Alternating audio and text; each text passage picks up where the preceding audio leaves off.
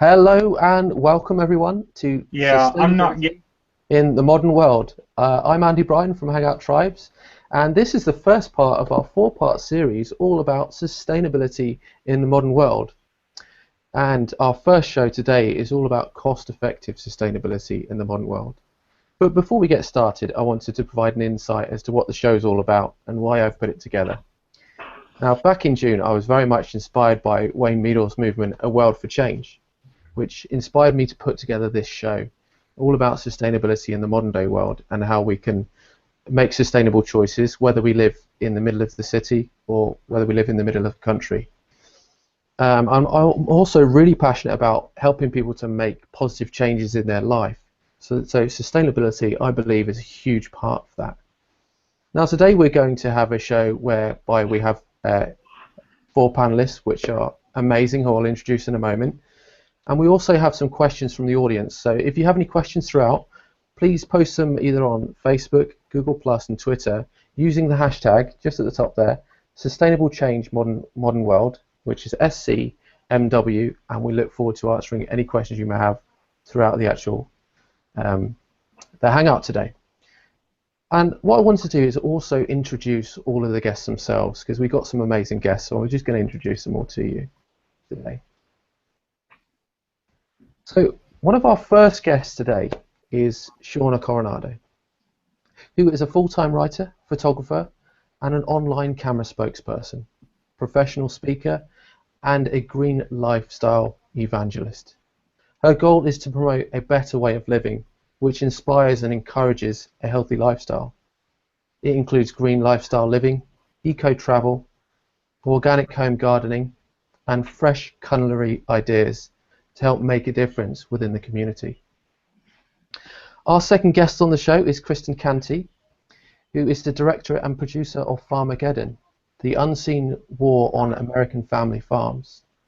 She's a first-time filmmaker and a small farm advocate, fresh milk drinker, and a mum.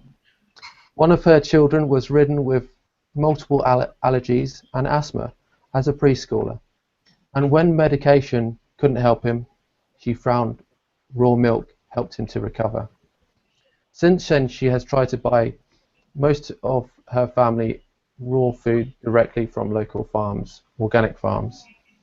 When Kirsten learned about that farming and co-ops all over the country were increasingly getting raided by governments, she set a film to make a film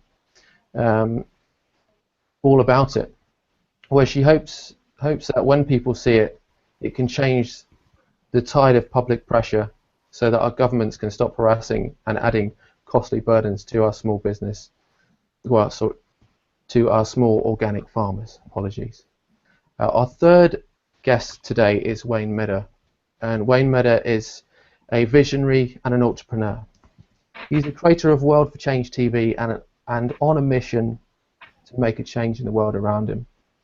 Before A World for Change TV, he was working as a small business sales consultant, has been to nursing school, worked as an EMT, a volunteer firefighter, supervised heavy equipment crews at job sites, and been a sheep farmer, and restored his own car by the time he was 16.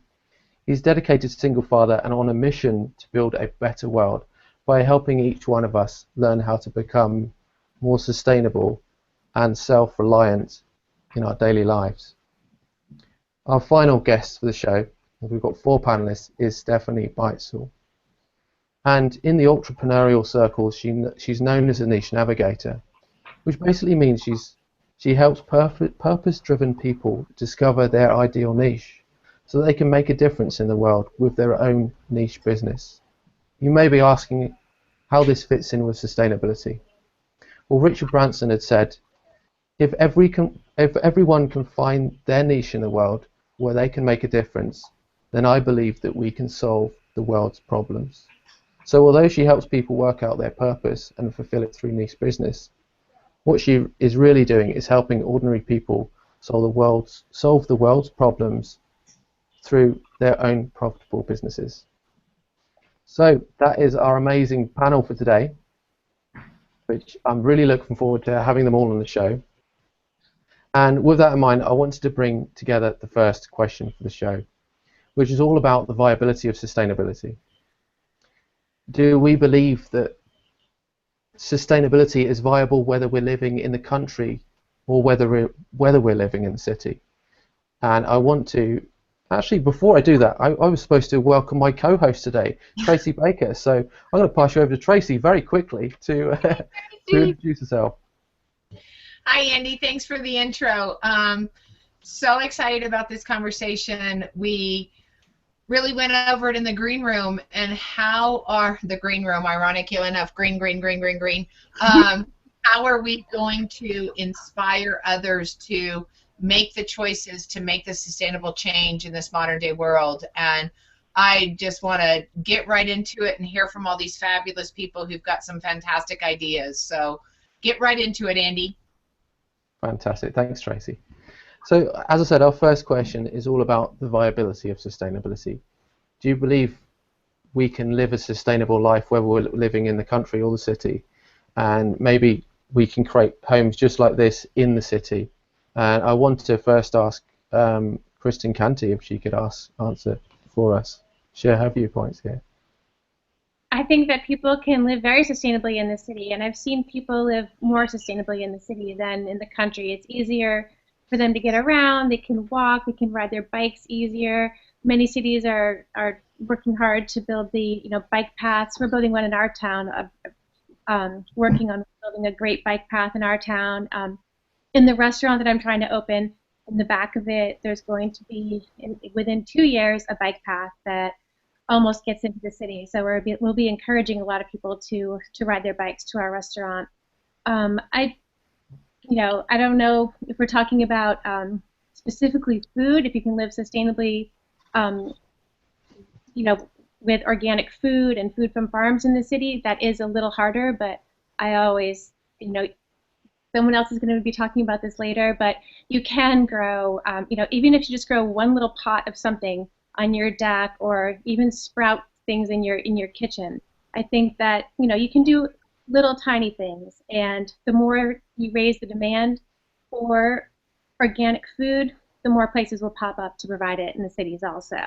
And we do see a huge, a lot of farmers markets coming into the city now too. So you do have to make the time to visit the farmers markets. They're not open 24/7, but the more people that do, the more supply will come in. Fantastic. Thanks, Kirsten. How about yourself, Shawna? I have an interesting angle on this. So I tour all over the world and I speak on gardening and green lifestyle. And when I go to farm country, all the farmers' wives come to me and have a big discussion. Their problem is that they're overspray. All the chemicals that are sprayed on the American soybeans and corn and everything that's grown here in the United States oversprays onto their vegetable gardens. So they have a serious issue. They cannot grow sustainably. They can grow tons of plants, but can they do it without chemical exposure? That's the big question. And there's sustainability when you talk about mileage, and then there's sustainability when you're talking about what are you consuming. So my number one, if I would have a choice, I know this is a big argument in the industry, right? Mileage versus eating chemicals. Well, I don't want anyone in the world to have to eat a chemical because they're forced to. And that's basically what's happening right now out in farm country. So the question of urban versus farm, I think it's almost balanced, right? Because the country has all kinds of issues and the city has all kinds of issues. What we need to do is build awareness so that more people can make the choices that are the right choices in order to grow properly. Amen. Love it. Thanks for that, Shawna. That's very interesting. I didn't realize that was the case in some circumstances. Yeah. How about yourself, Stephanie? I think I've personally lived in the city for many years, and when I was in a situation where I had outdoor space, then I found that growing my own vegetables was actually fine. Now, I certainly couldn't vouch for them being organic because the soil was not organic, that's for sure. But it was perfectly doable for us. It was myself and my partner. So we had a good array of vegetables, and this was in London, so by no means a tropical climate. So I think it's all very possible. I think people tend to assume it's a lot harder than it is, and just by, on a day-to-day basis, just demonstrating to people in everyday life that it's actually possible, then I think that makes a big difference. In the last year or so, I've lived in a place where I haven't had the space to grow my own, so that's been a challenge. And I miss it as well, actually. So window boxes with a lot more space, so we'll be paying attention to that. Excellent. Thank you, Stephanie, as well. And I'll leave the last question to Wayne. How about yourself in terms of viability and sustainability? Do you think it's viable for us to be sustainable in the country or the city?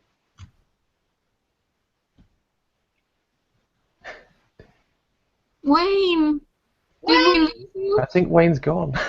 Oh, Wayne, we need you, man. I don't want to speak for Wayne, but I know he would talk about his tower garden. He is in the country. He's supposed to be getting new internet delivered tomorrow, or boost up internet, whatever it's called. I'm not the tech of the family for tomorrow, but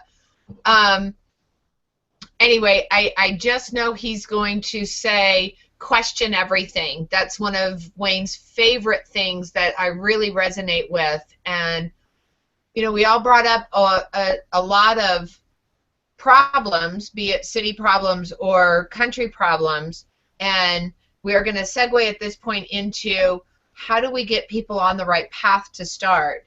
How do we get people to look past those issues?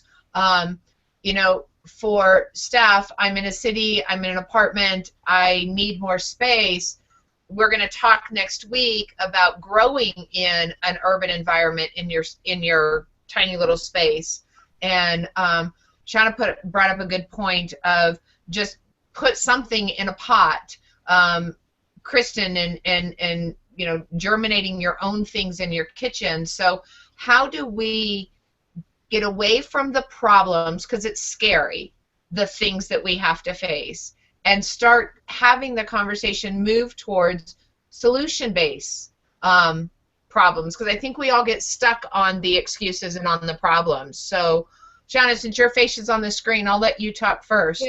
And this is very interesting because my end consumer is really an average person who doesn't understand green very well, and this is excellent because the first step is if you can convince somebody that they really need this, that it's about supply and demand, then they will jump in and do it. However, you know, when I talk to somebody and I say, hey, the trees were all cut down in Africa and that's causing bad weather over here, they're like, what the? That's way beyond my little square foot that I live in. So they need to understand and start simply with things that affect their square foot, right? You know, what is it that they can see an immediate result from? Then they're going to take action. Anyone else who's an average person who doesn't have a dedication to sustainability isn't going to catch the fire unless they have a reason to. So we have to find a way to, you know, in their local community, stimulate their curiosity to do it. Fantastic. How about you, Steph? You're shaking your head. I was just thinking I mean, in terms of getting people to take action in any way, it's definitely, you've got to make sure you can tap into not only a specific problem that exists in their life, that's where behaviour change comes through, but even more so connected to their principles and values, and sort of in your own sort of community or even your own household. I think it's unrealistic to really get the critical mass of people taking action if actually they can't see any real reason to, and that even beyond that whole of idea of, oh, you know, I can't really make a difference in Africa, so I'm going to not bother recycling. I think you've got to lead your influence circle in your own home, perhaps even in your own community. I mean, I've just moved into an area where plastic recycling and food scrap recycling is not available, and that's just awful. But just really thinking, okay, well, don't just leave it there. Just think, what can I do? Who can I contact? How can we engage other people in the community to do a periodic drop at the local recycling depot. There must be solutions. Just because the garbage truck doesn't provide that each week, sort of take the leadership and stop assuming, well, hang on a minute, I'm not an entrepreneurial eco leader. Well, actually, yeah, the buck stops with you. So I think it's just allowing other people to understand how it fits in with their life and what problem it will solve for them. It's easier said than done doing that, but I think at least put your mind on providing that impetus for people to do it because it affects them. I love that. Can I say something else too, Stephanie? I have a front lawn vegetable garden. I totally ripped out my very suburban grass. I planted this garden, and they're all like calling me the wacky-ass hippie child. Who's that wacky-ass hippie child who put in the vegetable garden? And so when I first started it, everyone thought I was crazy. And now the community loves it, and people are expanding their local gardens to be farther into the grass, right, to grow vegetables. And it wouldn't have happened unless somebody took that first step to set an example. So I love what you said. That's perfect. Thank you.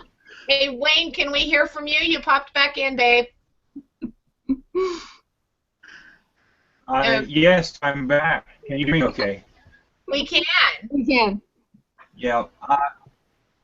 Okay, great. I don't really know what the top of what the question is, so I've missed everything that you just talked about.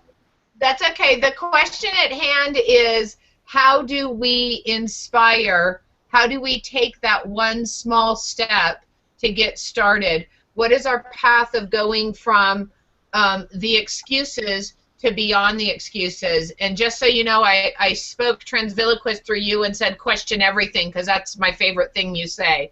So anyway, that's where we're at.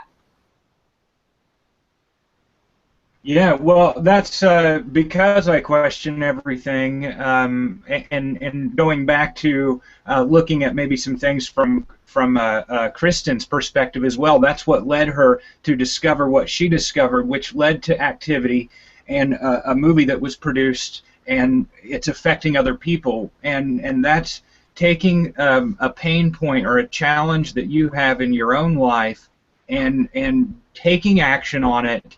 And taking action on it in a way that it's not just helping yourself and your family, but you're learning from it and you're helping other people to grow along with you. And I think that's what we started just a little bit with this sustainable change movement, and Andy's picked up the ball and moving forward. So I guess the way I see other people being able to pick up the ball and dribble it down court, and we can potentially make a positive and lasting impact on the planet around us if we work through other people's pain points. And I think that I caught the tail end of Stephanie mentioning a little bit about that when I jumped on. That's perfect. How about you, Kristen? I know you've got beautiful thoughts on this with everything you're doing. I mean, I just completely agree with what Wayne just said. It's odd to say that I feel like I'm lucky that my child got sick when he was 3 years old, but if all the medications had worked for him, I might have just kept him on the medications because that was what was easiest. I feel lucky that they didn't work, and that's why I had to research, and I tried to heal him through food. And it was it was very, very hard at the time, especially when I first started, when I first tried to research and find our food from all the farms, and convince my husband that spending so much more money on food was the right thing to do. And just like Shawna just said, people thought I was crazy for feeding my child raw milk and for jumping through so many hoops trying to find all this food directly from farms and meat from farms, and that it was extreme. And now what I'm finding is that this is a great conversation. I'm finding that people have to change because they're getting sick. So many more people. Like, this was about 10 years ago that this happened to me, and I felt like I was the crazy person in town. And people, when my son was first cured of all of his allergies, I was running around trying to tell everyone, saying, "You guys, we've all been duped. You have to stop eating this food. You have to join this buying club, and you have to try this food." And people would run away. And now it's been 10, 12 years later.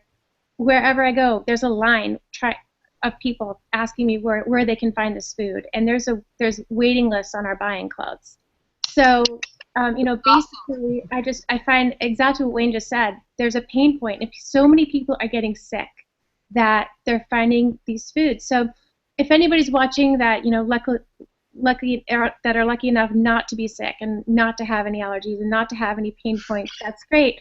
But if you're interested and you want to try one thing, even just like one raw juice, or just a little bit of organic vegetables, or walking somewhere instead of taking a car, anything, any tiny thing that you can do, you'll find out that it'll make you feel better, and then you can go from there. So even just like one little thing. In my case, I had to do an extreme thing because I had a sick child, and I know a lot of you have stories where you had to be extreme. 12 years later. But anybody can just start with one tiny little thing, and if that makes you feel better, which it probably will, then it can it can carry on from there. So. I'll just add to that as well, because I've been lucky enough never to be very ill at all in my life, but I've looked into natural health and well-being, and I think about like healthy choices on a daily basis, and that's really for me now and for the future, because it's all about investing in our futures rather than thinking about where we are now, because where we are now might not be in a great situation, but when we do make those choices, we can create better futures for ourselves if we make those choices. That's what I believe, anyway. And we're not wacky-ass hippies. Come on. We're trying really hard. It's a good thing. Definitely. I completely agree. And moves on to... Can you guys hear me? I'd like to say something. Go for it, Wayne. Yeah, I can hear you. Yeah. The question, back to the initial question at the beginning of this conversation was, is sustainability viable, or can it be a viable option for us? And I think we need to change our perspective, and I don't think that we have an option to choose whether or not it's viable. We have to make it viable as a human race. And if we don't make it viable, what's going to happen? What's going to happen to our planet, to our kids, and to our grandkids, and so on? And we might not even have a planet for them to live on at that point if we don't open our minds and change the perspective in which we're looking at it. So I think, for me, it's not a question of is this possible. We just have to shift our perspective, and so that's what I'm going to leave you with. Oh. Fantastic. We're sorry we lost you there for the last few words, but yeah, we hear what you're saying, Wayne, and that's fantastic, absolutely fantastic. So it moves on to the final question of this section, then we're going to move on to sustainability and travel. But our next question is, how can we inspire people then to make more sustainable choices in their life? And I will put it over to Shawna first again. Wait, was the question how we encourage people to make more sustainable choices? Yeah, and how can we inspire others to make more sustainable choices in life? The most obvious is what we've been talking about over and over, which is to practice what we preach. To lead by example and to show other people that you're doing it. But again, the other thing is mainstreaming green.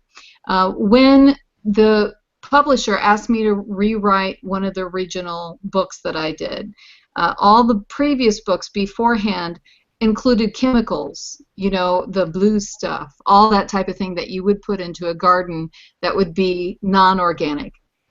And so I said, I want to write the book, I really do, but I want to write the book without all that. I want it to be organic, I want it to be natural, but the book is sold at Lowe's, right, and at Home Depot, and in a traditional big box store. In other words, it's mainstreamed. And so there's no word on there that says this is an organic book. It's just organic, because that's the way, darn it, it should be done. And that's what I think we need, more mentality on the corporate level, that we should be just doing it the right way, that there shouldn't be any fancy green titles on something. Mainstreaming green, I think, is the solution for both small businesses, everyday consumers, and big business to start going green as a regular sustainable idea. Definitely. I had that in my mind for a long time. How can we make things more mainstream so more people on a daily basis are taking those actions? You know, I think that's very important. How about yourself, Kristen? How to inspire people to, I mean, I don't know if I have anything more to add. I'm trying to inspire people by opening up the restaurant, and at the restaurant you will have only organic food, and if you want to learn more about it, you can you'll be able to get on the website or to research more. You'll be able to find out exactly where the food came from. You'll be able to meet the farmer. You'll be able to see the animals. You'll be able to see pictures of the vegetables and where it's grown and why we're doing everything that we want to do. If you don't want to, you're just going to know that it's hopefully that, well, I know it is because we have a great chef, that it's just delicious food and it tastes better. So we're just hoping to get people in the door and know that they had great food, and then help them to be more and more, more interested in where their food comes from because it tastes so good. So if they're not interested in their health, we hope that one leads to the other. That it tastes. If you're not interested in your health, you come in, you have a great burger, then you're more interested in where it comes from. And if you are interested, all the information will be there for you on the website. So Thanks. That's what we're trying to do there. Yeah, thanks for that, Kirsten. And I'd like to add just there, we all love good food, don't we? So let's think about the tasty food that we can have when we have green, organic fruit and veg. And I'll pass you over to Stephanie now to tell you a bit more information about how she believes we can inspire more people. Yeah, I think, again, going back to the original sort of point, it's really important to get people's action is to align with their values. And there's two ways I've seen this recently. So this first one might be a little bit sensitive, so it's given in a spirit of positive spirit, okay? I have recently been, in the last 18 months, I started volunteering at my local church. I'm not someone I would have considered to be a churchgoer or an overt Christian, more a spiritual person, but I was getting involved in my local church because they help homeless people. And I was realising how few people in the church community, the regular every Sunday crowd, were really not valuing, for example, recycling the programs. They didn't seem to care about using lots of cups and plastic.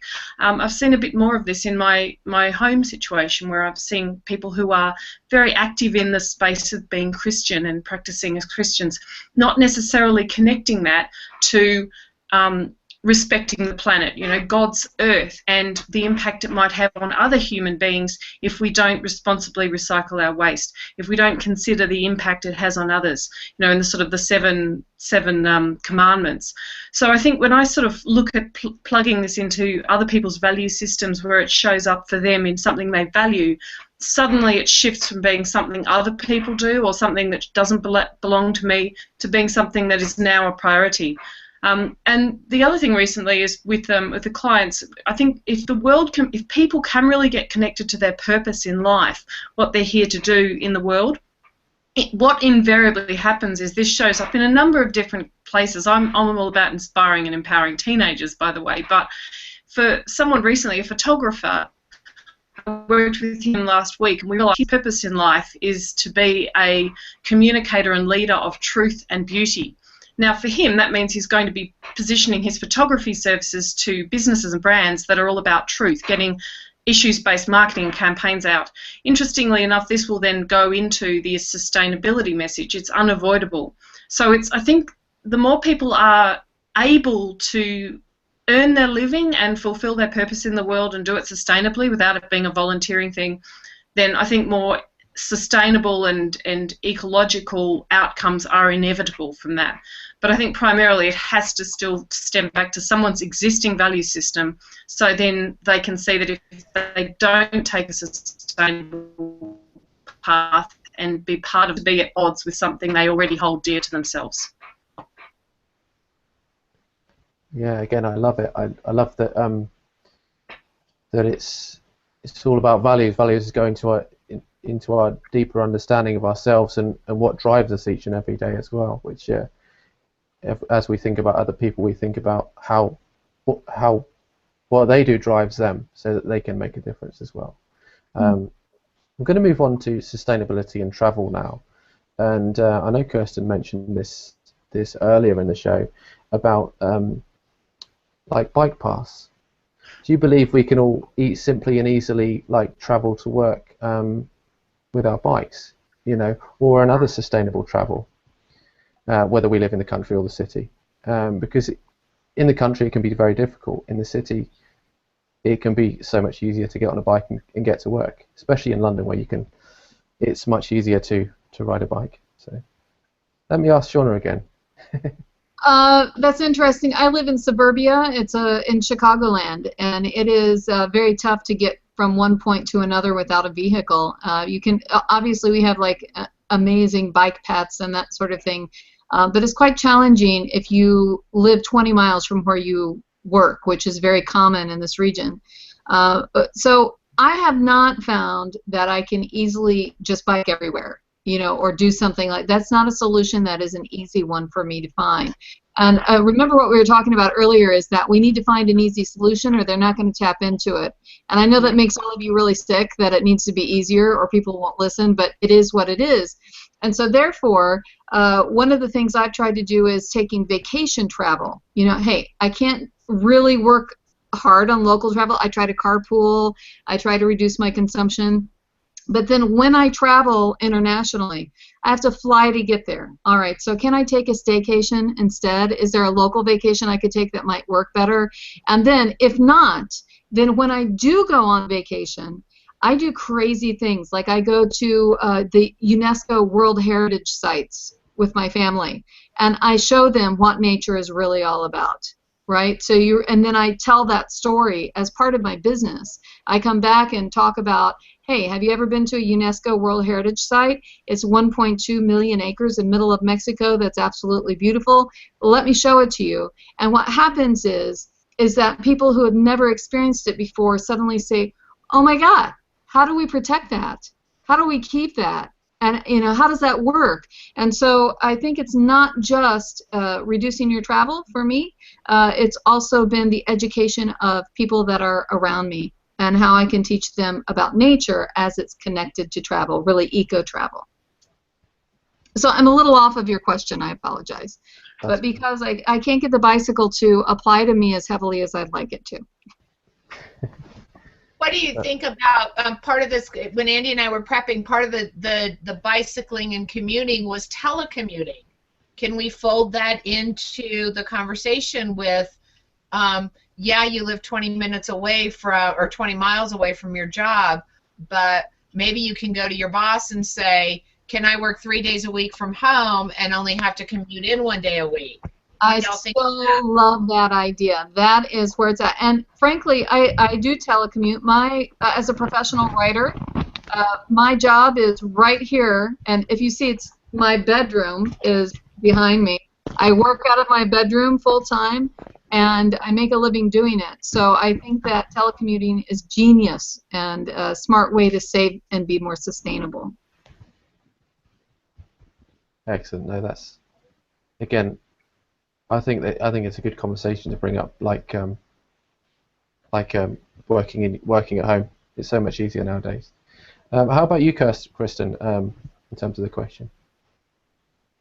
I live in suburbia too, so getting around in suburbia, in a large town where you have to, and I have 4 kids, you have to drop them all off. It's very hard. You can't use your bike for that. We can encourage the kids to use a bike, individually, but if you're driving around 4 little kids, and I'm not anymore, they can all ride their bikes places, and but everyone needs a car also. It is hard. It's hard as a mom driving your kids around in suburbia. Can't bike them, but there are an awful lot of people riding their bikes now to work in our town, and there's an awful lot of people doing it in the city also. So, I think it depends on your city and how supportive they are of, with the bike paths and the bike racks.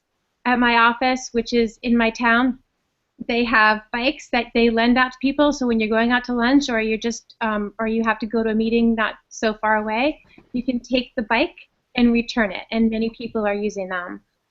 So, you know, they're just, we need our cars to get around, and we can't be judgmental about people that need to get to work or get to wherever they're going for their children.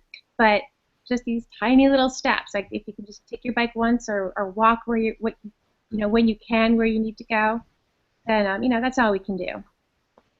So. Yeah, and I love them. In London, you've got the Boris bikes, which are always very nice to ride. You can hire them out for the day, and you can literally travel all around London, which is brilliant. London's probably a lot smaller than Chicago or suburbia. We have that in Boston too, where you can just you know, we have, I don't know if you have Zip Car there, where you can, it's wheels when you want them, where you don't have to own a car.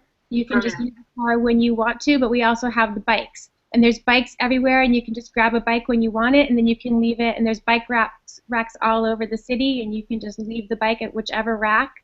And, you know, so all of these things are popping up because people do want to be more sustainable. Fantastic. And I'll pass it over to Stephanie now. Yeah, I think going into the transport for how you can inspire others. I mean, think again, it's just talking into someone else's values. So if it's your boss, then think, okay, well, yes, it's an ecological decision, sustainable decision to telecommute, but have that as sort of the bonus. Present an idea inside of what someone else will value. For example, it would be cost efficiency perhaps, or there's a lot of statistics that show that people who work from home get a lot more done. There may be savings or cost savings in terms of compensation for travel costs and so forth. Also, there's an overhead cost of housing X number of employees in a building. You know, there's electricity, there's additional insurance, there's the cost of having a lot of people gathered in one space at any given time, eating tea and coffee and all of that. So if it's put into a frame of the other person's values, that's more likely to win the story down the line. Likewise, sort of, I personally, I love riding bikes, but I'm really scared of riding on roads. I'm paranoid about it, so I haven't actually ever been on a Boris bike here, as much as I adore them, because they don't have separate.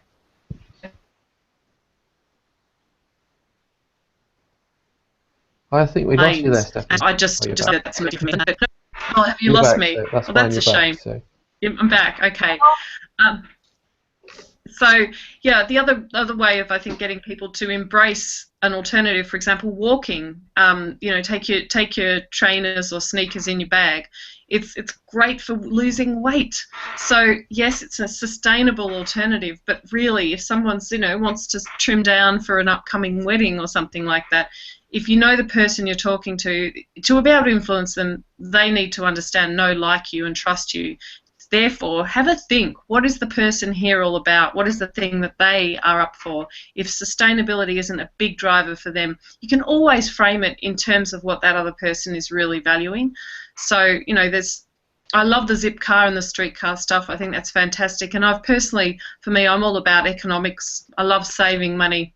And I think not having a car and maintaining a car on the road is fantastic, because you can actually use that for something much better. And travelling on trains is great for business. You get more work done.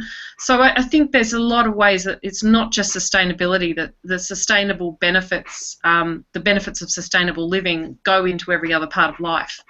So yeah, I'd say just again, don't try to bang on about the sustainability angle. Just work out what it is the other person's going to value. That way you will maintain, the change will happen, and it won't be about sustainability. Mm-hmm. Excellent.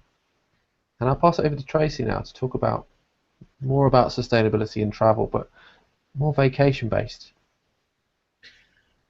Hi, this is my favorite part. I love to travel, and I know we've touched on it a little bit through the course of the conversation, because how can you not with big picture, but how do we find, encourage, and promote? And I know, Kristen Candee, I can't wait for you to explain in a little bit more detail what you're doing, because when we talked getting ready for the show, you're not just providing a restaurant with good food. You're not just providing a place for farmers and local ranchers to sell their wares, their grow, their what they produce, but also the workshop side of it and getting kids to get dirty. And I love that you're going to have a bike path out to you. That's fantastic. So I want to start with you because you're getting ready to have all of these wonderful things for us. And then how do we make our choices, and maybe touch on a little bit of, are you willing as a consumer, and how do we encourage consumers to understand that they might have to pay a little bit more for a restaurant that is serving this, or a hotel that is off the grid, or all of those things. So that's what I want to talk about with sustainability and travel. And Kristen, we're going to start with you. All right. Well, first of all, I'm trying really hard to make it sustainable for people and not to make it too expensive. At the restaurant, we're using the whole animal, and so I'm hoping that, well, if you want to go into the restaurant and have a filet mignon, you're going to have to pay filet mignon prices. But we're also using the entire animal, so we'll have other cuts will be made to have soups and stews and things like that. And that's what we can all do to help make our food more sustainable, is to find a farmer, buy the whole animal, grow your own vegetables, of course. But anyway, when you buy the whole animal, then you have to use every cut, and there shouldn't be much waste there. As far as the farm's concerned, it's farm@woodshill.com, and we're making an inn there and a lodge that you can rent and bring your family. And basically, you will either be able to just stay there and enjoy the farm and go out, or you can completely immerse yourself in farm life and see what we're doing, and go out, and your kids and you can collect eggs and move the cows and feed the pigs and feed the cows, and then you can either grab food out of our freezer and grab your own meat and eggs, and you'll get like a basket, like a kind of a CSA basket of whatever's in season then, and you can cook it yourself in the lodge with your family, or you can. We're working on a package where you can pay more if you want to, because it's vacation, and get a chef to come in and do it for you. So we're just trying to put all these different options so that people can decide how much they want to pay, and what they want to do as a family. So that's what we're working on now, and it's all a work in progress. But the farm is farm@woodshill.com, and the website is still a total work in progress. But there's a lot of information there about what we're doing and about the animals and what's there. And right now, it's very much focused towards just getting it ready for the restaurant. But at the same time, very, very shortly, it'll be ready for people and visitors, and you actually can rent the lodge or stay at the inn right now. It's just not up and running exactly how I just said it yet, but it will be shortly. So we're still working on it. I can't even imagine the undertaking, and being able to provide a place for some city folks who have maybe never seen a cow, who don't understand where an egg comes from. It's going to be an amazing experience for your guest. And I know, as I traveled in the bed and breakfast world years ago, I won't say how many, but years ago, my favorite thing was to go to dude ranches and watch the city folks figure out that what they're eating is what's sitting in the corral next door. So it's going to really open up our eyes to that kind of experience. So I'll let everybody else. Stephanie, what do you think about this whole sustainable travel and eco-friendly properties that are cropping up? The go green in the travel. Look, I think they're great, and I think they are becoming more mainstream. But I can't say I've had a lot of experience personally. On the travel thing, though, I must say that I've got a bit of an issue now coming up for me, where I feel very, very conflicted. I have a business here in the UK, and I have aging parents in Australia, in Melbourne, and I'm moving to Australia to set up my business in September, October time. And that means that a lot of my work will be done with my existing client base and around the world by online through Skype and Hangouts and things, which is great. But I will have to travel.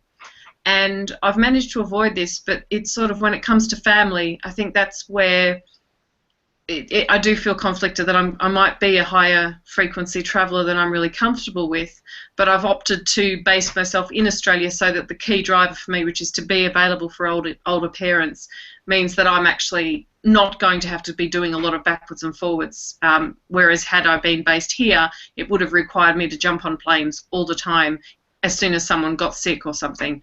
So I think I'm really hoping that the technology catches up and finds a low carbon way of travel, because I think that's one thing that's going to really push people to make decisions. And I know a lot of people who speak about themselves in sustainable terms and being committed to everything, but you know what, mark my words, they are still flying. They every you know, you see on Facebook every single week or month there's off to some fabulous destination.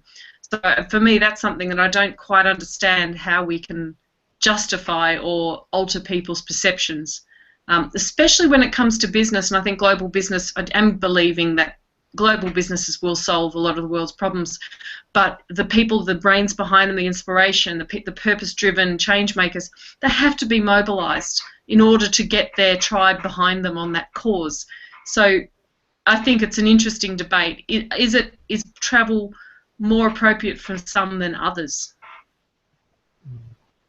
And I think that's a big challenge of putting family over our beliefs. Of course, we can't do that. So kudos to you for deciding to uproot your whole self and move you there to maintain your sustainable philosophies. That's fantastic. I'm so happy to have met you. So it's just amazing.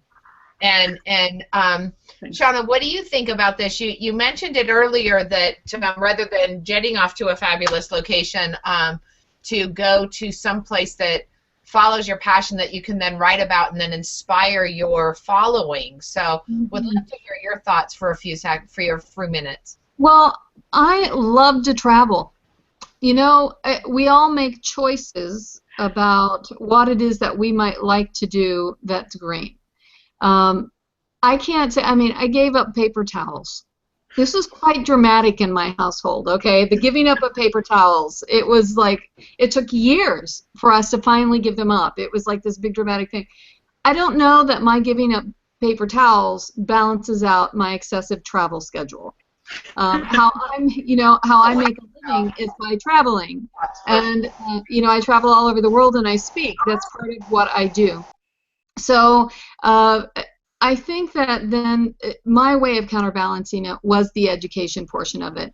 That whenever I travel somewhere, I do my absolute best to connect people to something that's green when I get there. You know, what is sustainable, what is interesting, what's something new that somebody can learn. And so I think that when we have more journalists and people in the media talking about that eco-friendly vibe, you know, where can I go okay, I'm in the middle of Columbus and I want to eat at a restaurant that would be all organic or considered more green. How do I find that? And so as a part of our digital network, I think we're connecting people so that they're able to find and locate these things more often. And so there's all kinds of systems we can do that. I mean, everybody, whenever I go in a new city, I'm looking for where can I find an organic cocktail? Where can I get an organic, you know, anything, a meal? And then when I go there, I talk to the people, the restaurant owners, and it's like a whole new world is opened up. I learn all about the local everything there. So in answer to your question, I don't know that I am the perfect example of non-travel, and yet I do as best as I can. Maybe that's the message, is that we're all trying to do the best that we can instead of just tossing it all to the wind because it's too overwhelming. Maybe each of us can give the best that we can, and that all leads to a better contribution for all of us. That is a fantastic message. I've got to do this in my life so I can inspire others. So what am I going to give up in my everyday life to handle this? That's fantastic. It's Wayne Maynard out in the comment stream because he couldn't get back in, but it's question everything and make good choices. It's fantastic. So, Andy, you've got, that's the end of my travel segment, and it looks like you've got some comments up. Yeah, I was just going to bring up a quick comment from Katrina. Quick question. I'm curious how many people are 2 or 1 car families, or do they go together, or go all together?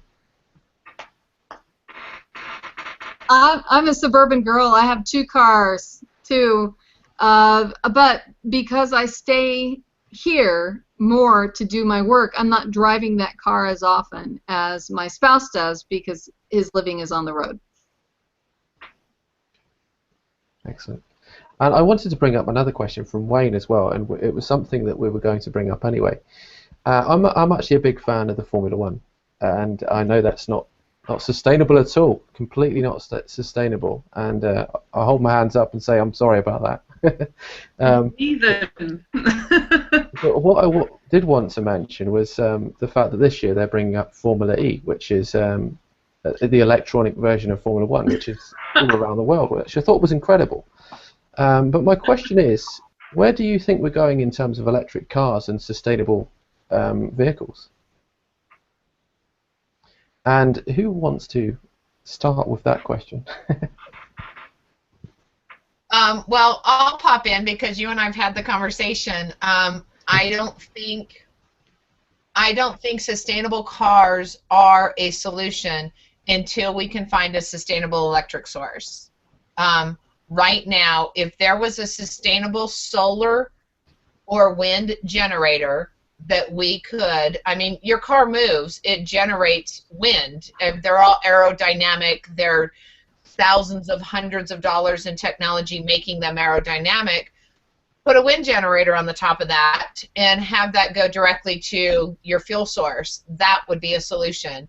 But to use more carbon-based electric sources or nuclear energy sources, then we are not helping the grid at all by making a new major appliance to go onto the grid. That's just my thoughts. Excellent. Thanks for that, Shawna. I live off the grid, by the way, and you know, we were talking on another show about having an aquaponic garden system, and I looked into the power source to that. I can't even support the pumps that you need for the water source as my system is now. So I'm very resident of how much electricity. Obviously, I don't have a blow dryer or a curling iron.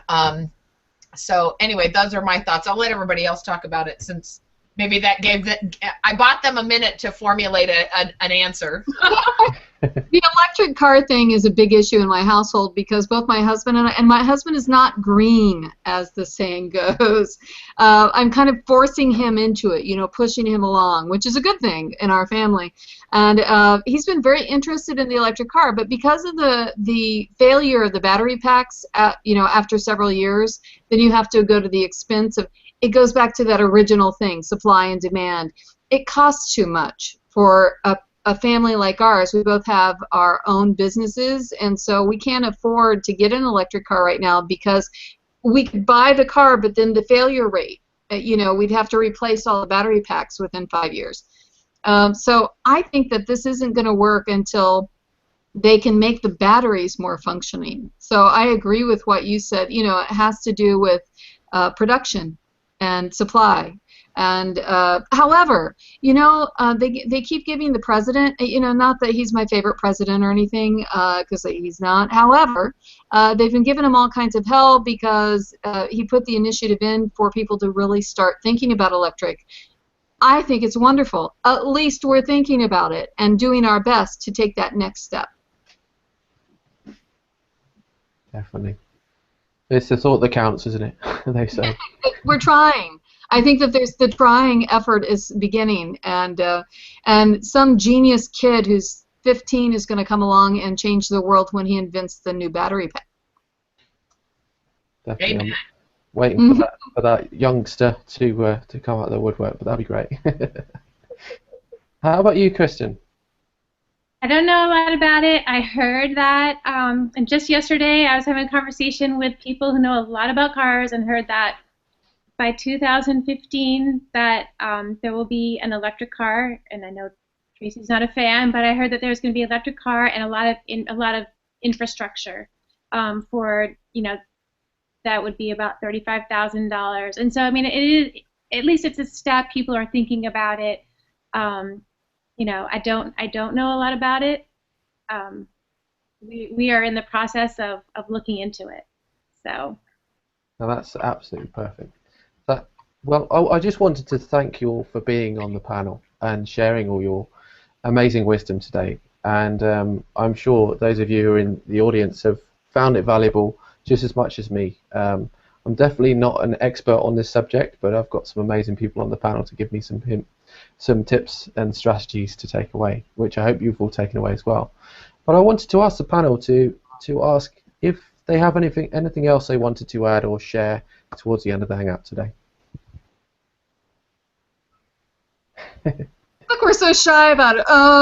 Well, I would love for more people to keep the conversation going. My website is shawnacoronado.com, and I'm not really trying to advertise my website. I'm saying that's how you get a hold of me. Please reach out. If you have concerns or ideas or new stuff that you want to talk about, let me know, because my goal is to let the public know what's really shaken. And I would love to hear from everyone. So thanks for having me very much, and I hope that you'll have me back for another sometime. Well, it's been a pleasure. We'd love to have you on our second show, but our panel's already full, which is a shame. That's all right. Next time. Definitely. What about yourself, Kristen? Is there anything else you wanted to share? No, I really learned a lot from all of you, and I really enjoyed meeting all of you, and thanks for having me on. And if anybody wants to get in touch with me, it's KristenCandee.com. Easy. So, and I look forward to continuing the conversation.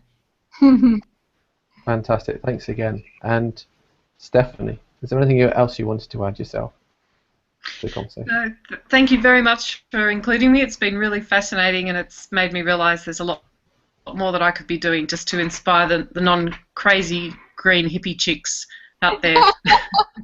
Yeah, woo! Yeah. And where can we find out more about yourself, Stephanie? Google Plus. You'd be pleased to say. I'm new to Google Plus, by the way. So, but please come and make me feel welcome on Google Plus. You'll see me there.